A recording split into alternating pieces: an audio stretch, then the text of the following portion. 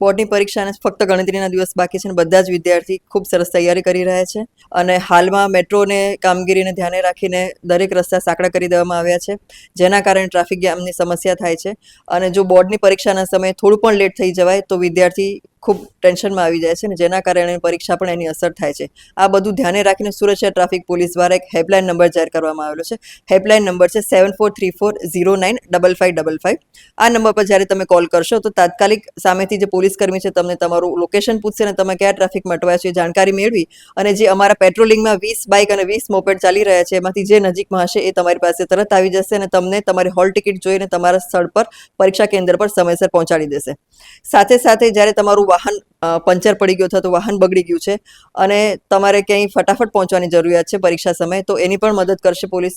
અને સાથે સાથે જે આ મેટ્રોનો વિસ્તાર છે જ્યાં વધારે પડતો ટ્રાફિક રહેવાનો છે એ સમયમાં અને પરીક્ષાના સમયમાં ત્યાં 80 વધારાની પોલીસ અમે પેટ્રોલિંગમાં રાખવાના છે જેથી કરીને તમે સમયસર પોતાના સેન્ટર પર પહોંચી શકો.